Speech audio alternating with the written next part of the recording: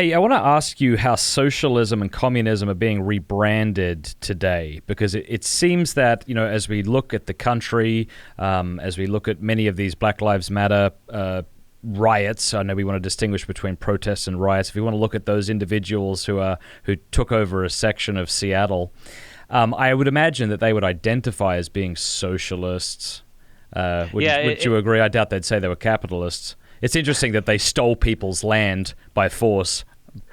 But yes. We can. The philosopher Friedrich Nietzsche once said, "Those who fight monsters must take steps to ensure they do not become monsters." Mm-hmm. And so it's highly ironic that in Seattle, where there's currently, as the time of this recording, the Capitol Hill Autonomous Zone, or CHAZ, that has been erected, where these are primarily Antifa protesters who are anti-fascist. They claim to oppose fascism and things like capitalism and squandering property and things like that, and yet they've erected borders to an area where they demand to see identification. They've created borders that they secure with armed guards using guns, so that you become the very thing that you've opposed. And then you ask people over Twitter to bring you vegan burgers and soy and oats. Did you see that? It's beyond parody.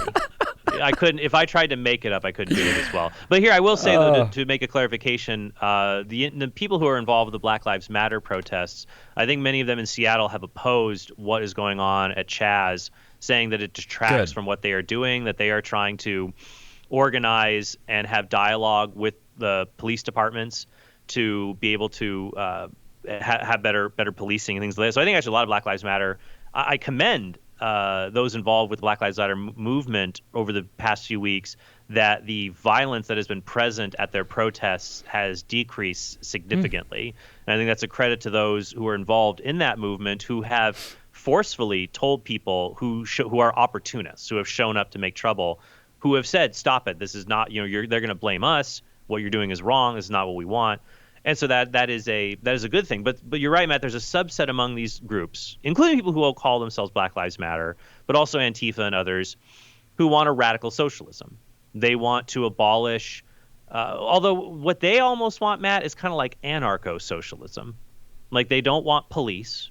They don't want, like in Seattle, some people posted on Medium saying what their demands were for the CHAZ, saying they want to not abolish just the police, but the courts, for example, and just have, they want strict communal rule without any kind of authority structures whatsoever. So that would be a version of socialism. So socialism, right, there's a huge umbrella under socialism, and you might call that anarcho-socialism. I think in the early 20th century, Emma Goldman would be another example of that. Noam Chomsky seems to kind of lead towards anarchism a little bit himself. To fall into, and that's what they it's just funny, Matt, that they lay all these evils to bear at the idea of a state. But what they forget is that these evils are not found in bureaucracy. The evils are found in the hearts of men. And so even if you get rid of the state, the evils will remain. I just want to pause and show people this fantastic article. It's from the Babylon Bee. Democrats propose replacing all police with traveling bands of hippies singing Imagine. Oh, gosh.